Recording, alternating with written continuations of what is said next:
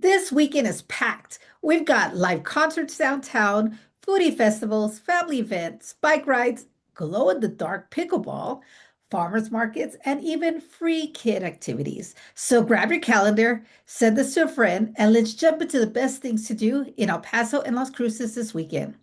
First up, Party on the Plaza at San Jacinto Plaza in downtown El Paso. This is one of those events that feels just like El Paso. You got that live music, dancing, people everywhere. Restaurants are packed, and everybody is out enjoying the nightlife. If you haven't been downtown lately, this is a sign to go out. Downtown El Paso has seriously become alive over the last few years, and events like these are exactly what so many people are wanting to live closer to the action. Remember, you are in El Paso, so bring a light sweater.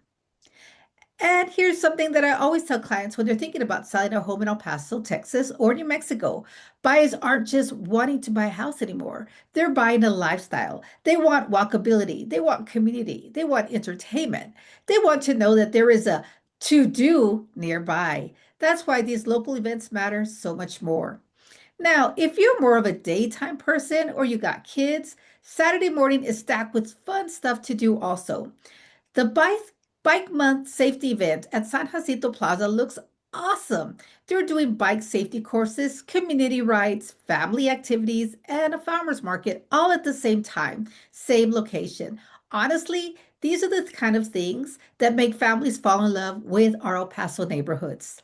And speaking of family friendly events in El Paso this weekend, there's also a fire safety presentation happening at the West Side Public Library with the El Paso Fire Department.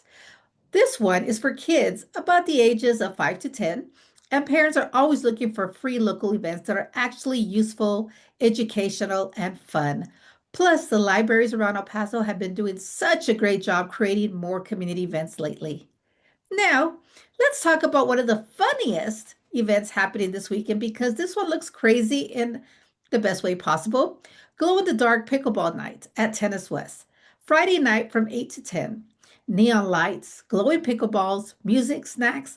Honestly, this sounds like a very fun night date or a group hangout. And if you notice, pickleball is everywhere right now.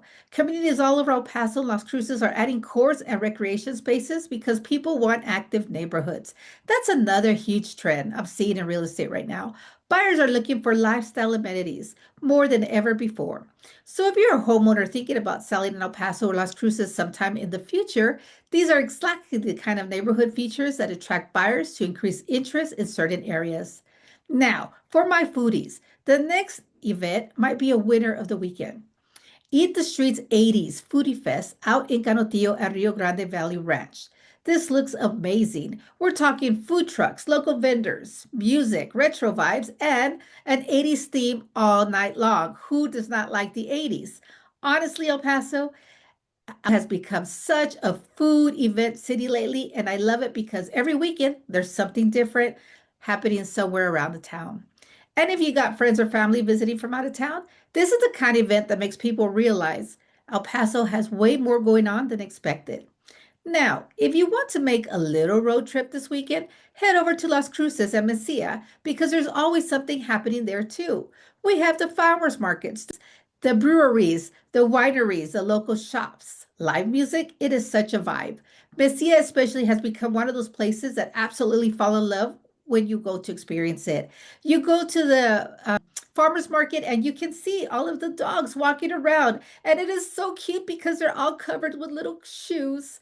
Oh, and honestly, I'm seeing more and more people moving between El Paso and Las Cruces because they want space, they want affordability, and they still want to access the great local events and the community life. That's why I'm always recommending using weekends like this to explore the neighborhoods. Seriously, go grab coffee somewhere new, not in the same places. Walk around an area you never visited, maybe visit a park, check out local restaurants, explore the communities during events because this is what will make you feel completely different when you're driving through town. Sometimes people end up discovering their dream neighborhood completely by accident, just because they attended a local event nearby, not because somebody referred them.